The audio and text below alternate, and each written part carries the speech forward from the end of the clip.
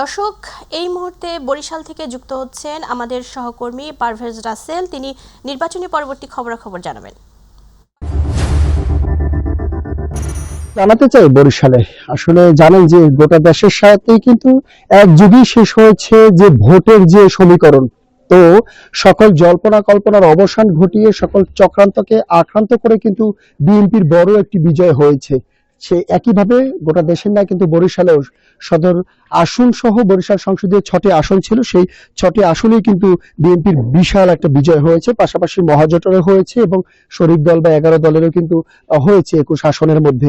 সব মিলিয়ে যারা ভোটার ছিল তারাও কিন্তু একটা ছিল, তারাও ভোট দিয়েছেন, ভোট কেন্দ্রে গিয়েছেন, নিজের প্রার্থীকে বাছাই করেছেন এবং সুষ্ঠু ভোট হয়েছে। তবে সাধারণ ভোটাররা বলছে এবার যে যদি প্রশাসন চায় তবে এবারই দেখিয়ে দিয়েছে একটি অবাধ সুষ্ঠু নিরপেক্ষ নির্বাচন কিভাবে সম্পন্ন করা যায়।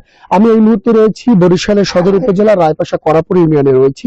আমি একটু জানিয়ে রাখি যে যারা বিজয়ী হয়েছেন বিশেষ করে সেই বিএনপির চেয়ারপারসন বা যিনি নতুন করে নির্বাচিত হয়েছেন, দলের যিনি হাল ধরেছেন তারেক রহমান, তার নির্দেশনা ছিল যারা বিজয়ী হবে তারা আনন্দ উল্লাস নয় বরং তারা দোয়া করবে, দোয়া মোনাজাত মাহফিল করবে, এর মধ্য দিয়ে তারা কিন্তু শুকরিয়া জ্ঞাপন করবে।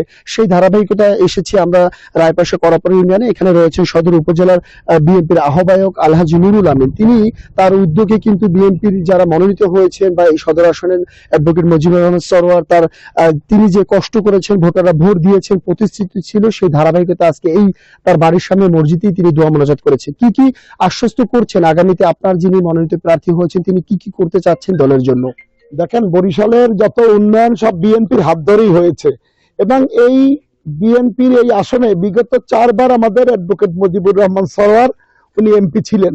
ওনার এখানে বরিশালের মানুষের এবং মাটির সাথে ওনার যথেষ্ট গভীর সম্পর্ক রয়েছেন। কোথায় উন্নয়ন প্রয়োজন, কোথায় উন্নয়ন মানুষের দরকার, কোথায় প্রতিষ্ঠান দরকার, কোথায় রাস্তাঘাট দরকার, কোথায় স্কুল কলেজ দরকার, সবগুলো ওনার নখদর্পণে আছেন। তো আমাদের এমন একজন লোক আমরা পেয়েছি যিনি ব্যক্তিগতভাবে 19টি প্রতিষ্ঠান করেছেন, বর্তমানে তিনি 15টি মসজিদ করতেছেন এবং তার এই মুজিবুর রহমান সরোয়ারকে বানানোর জন্যই আমরা আগ্রহী ছিলাম এবং বরিশালবাসী সেটা করেছে। তিনি তার নির্বাচনী ইশতেহারে ছিল যে আমাদের বরিশালের যে সমস্যা রয়েছে বিশেষ করে রাস্তাঘাট এবং আমাদের স্কুল কলেজ এবং বিশেষ করে বেকারদের কর্মসংস্থান, এই জন্য তিনি বলেছেন আমরা অচিরেই ভোলা এবং বরিশালের সেতুর প্রয়োজন, সেই সেতুটা যদি করতে পারি তাহলে বরিশালে ভোলা থেকে আমাদের গ্যাস আসবে, গ্যাস আসলে আমাদের বরিশালের বিসিকে আমরা বিভিন্ন মিল কারখানা ইন্ডাস্ট্রি করতে পারবো। বিসিকের ভিতরে আমাদের জমি খালি রয়েছে কিন্তু সেখানে ইন্ডাস্ট্রি নেই।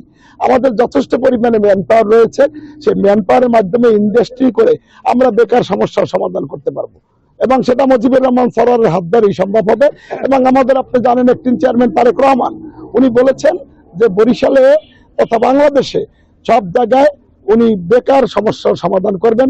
যারা শিক্ষিত রয়েছেন তারা চাকরি বাকরির প্রয়োজন, তাদেরকে চাকরি বাকরির ব্যবস্থা করবেন, আর যারা ব্যবসা বাণিজ্য করতে চায় তাদেরকে ব্যবসা বাণিজ্য করার জন্য তিনি পুঁজি দেবেন। অর্থাৎ সর্বোপরি বাংলাদেশটাকে একটি ঘুরিয়ে দাঁড় করিয়ে আমাদের চেয়ারম্যান সাহেবের যে 17 বছরের অভিজ্ঞতা, তিনি ইউকেতে ছিলেন আপনারা জানেন, সেখানে বসে তার অভিজ্ঞতা তিনি বাস্তবায়ন করবেন। ইতিমধ্যে 31 দফা কর্মসূচি ঘোষণা করেছেন, সেই 31 দফা ইনশাল্লাহ বাস্তবায়ন করলে আমরা বরিশালবাসী সরোয়ার মাধ্যমে আমাদের এমপি মহোদয়ের মাধ্যমে ইনশাল্লাহ আমরা উপকৃত হব এবং বরিশালটা ধান্য দিখালেই তিনি বরিশাল, এটা আরো প্রাচ্যের ভেনিস ছিল বরিশালটার নাম, সেটা আরো সামনের দিকে ইনশাল্লাহ মাথা উঁচু করে বরিশাল দাঁড়াতে পারবে। ধন্যবাদ। যেমনটা জানিয়েছিলেন, পাশাপাশি আরেকটু তথ্য দিয়ে রাখছি, বরিশাল 21টি আসন ছিল, এর মধ্যে গতকাল বিএনপির মনোনীত 17 প্রার্থী, বিএনপির জোটের ছিল 2 প্রার্থী এবং জামাত ইসলামের 2 প্রার্থী, পাশাপাশি ইসলামী আন্দোলনের কিন্তু একজন প্রার্থীও নির্বাচিত হয়েছে আসন থেকে। এর পাশাপাশি একটু ভোটের পরিসংখ্যানটা দিয়ে রাখছি আপনাকে যে বরিশাল 1 আসন গৌরনদী আগলজেলা, সেখানে বিএনপির মনোনীত যিনি ছিলেন জহিরুদ্দিন স্বপন, তিনি ভোট পেয়েছিলেন 1,55,200 এবং 2 আসন ছিল উজিরপুর বানারীপাড়া, সেখানে বিএনপির মনোনীত প্রার্থী শরফুদ্দিন আহমেদ সান্টু, তিনি ভোট পেয়েছেন 1,41,622টি। বরিশাল 3 আসন মুরাদি বাবুগঞ্জ, সেখানে বিএনপি মনোনীত প্রার্থী ছিলেন অ্যাডভোকেট জয়নাল আবেদিন, তিনি ভোট পেয়েছেন 80,930টি। পাশাপাশি বরিশাল 4 আসন হিজলা মেহেন্দিগঞ্জ, সেখানে বিএনপি মনোনীত প্রার্থী যিনি ছিলেন রাজীব হোসেন, তিনি ভোট পেয়েছেন 1,28,322টি। বরিশাল সদর 5 আসন যিনি ছিলেন অ্যাডভোকেট মুজিবুর রহমান রহমান সরোয়ার, তিনি এর আগেও একাধিকবার সংসদ সদস্য ছিলেন। তিনি এবার ভোট পেয়েছেন 1,35,146 ভোট এবং বরিশাল সংসদের 6 আসন বাকেরগঞ্জ, সেখানে যিনি মনোনীত প্রার্থী ছিলেন বিএনপি আবুল হক।